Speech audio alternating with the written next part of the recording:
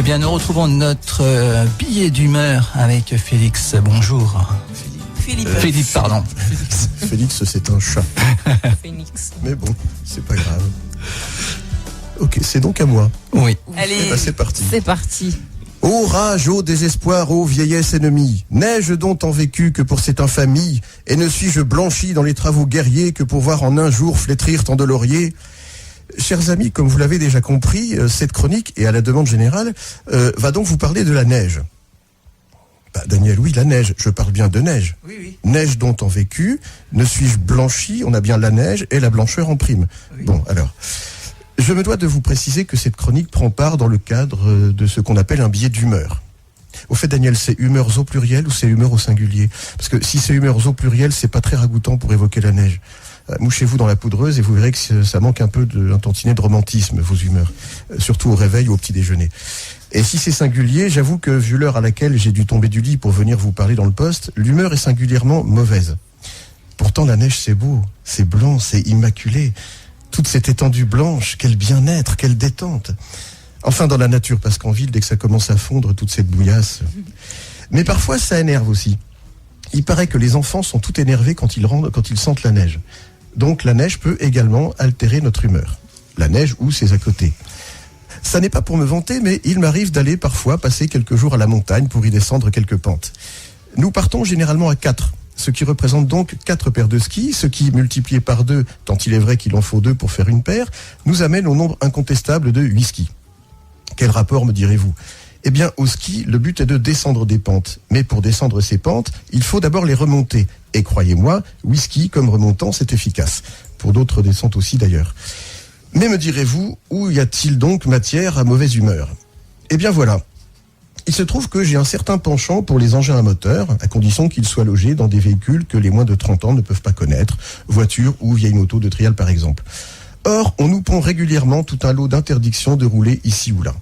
Outre le fait qu'il peut s'agir d'une passion qui ne touche qu'une tranche réduite de la population, et je veux aisément concevoir que ça n'émeuve que peu de citoyens, ces interdictions touchent également des personnes aux revenus modestes qui n'ont pas les moyens de rouler dans des voitures modernes, tranche beaucoup moins marginale hélas, et à laquelle par exemple l'accès à Paris intramuros sera bientôt interdit.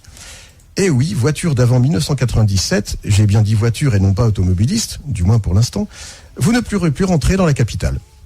Je suppose que ce sera ensuite étendu à d'autres villes en France. Donc, salaud de pauvre, comme disait Gabin, tant pis pour vous, vous prendrez les transports en commun ou les Vélib ou vos pieds.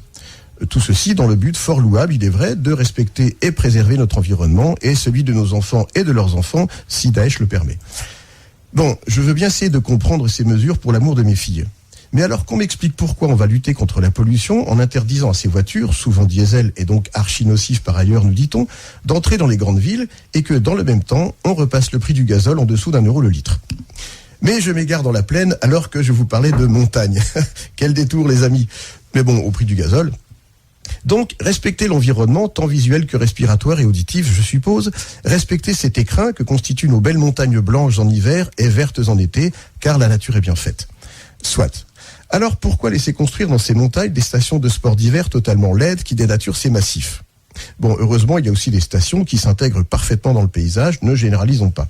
Certaines, construites dans les années 70 et maintenant totalement démodées, font par ailleurs l'objet de rhabillages plutôt heureux. Non, ce qui me fout de mauvais poil, c'est par exemple de voir quand la neige fond, justement, par endroits, les belles gaines électriques rouges qui semblent posées comme ça sur l'herbe au lieu d'être enfouies. Franchement, allez ensuite demander aux promeneurs de ne pas laisser traîner leur papier gras ou autre détritus, quitte à les verbaliser. Et puis, mettez-vous à la place des marmottes. Je me souviens d'avoir discuté avec l'une d'elles un soir après quelques descentes à base de remontants. Franchement, elles n'en peuvent plus. Elles se donnent du mal pour entretenir leur domaine pour que l'été, quand le tourisme bat son plein, les randonneurs puissent randonner dans une merveilleuse nature et bim, on leur colle des tuyaux en plastique rouge sur leur pelouse. Ça fout en l'air toute leur activité économique à terme. Elle me disait de plus en plus, les marmottes de son massif descendent travailler en station où elles gagnent misérablement leur vie en sifflant à l'entrée des magasins ou en chantant Just Gigolo. Et là, c'est pas tout. Là, on parlait visuel. Passons maintenant au côté respiratoire.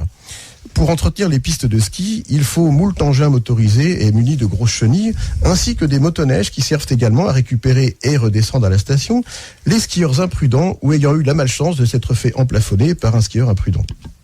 Bon, là, rien à redire. On a affaire à des professionnels qui travaillent à entretenir et sécuriser le domaine skiable pour le bien de tout un chacun. C'est comme si on interdisait les engins pour faire des travaux routiers ou autres. Mais voilà pas que dans le souci de diversifier les activités et divertir les vacanciers, on organise des balades à motoneige dans le cadre de la station. À mon avis, nos motos de trial, par exemple, ou nos vieilles voitures, ne polluent pas plus, voire. Mais essayez de vous balader en moto en montagne en été. Donc, amis skieurs purs et durs, attendez-vous dans quelques temps à skier avec des masques respiratoires. Et si avec ça, mon interlocutrice toussait comme une vieille locomotive à cause, m'a-t-elle expliqué, des produits chimiques utilisés dans les canons à neige pour qu'elle tienne mieux, la neige. Dernier point qui fâche, le bruit.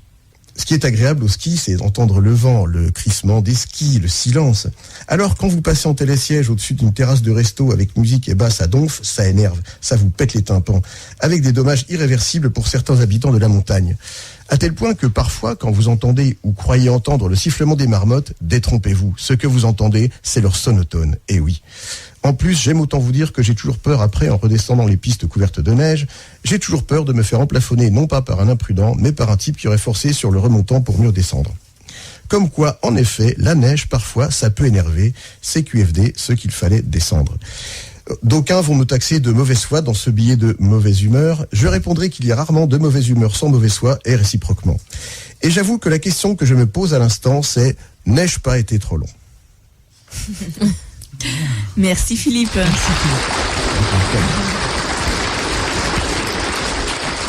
Il y a juste un point, c'est que malheureusement on n'a pas de neige et David est en train de pleurer dans le studio. La faute.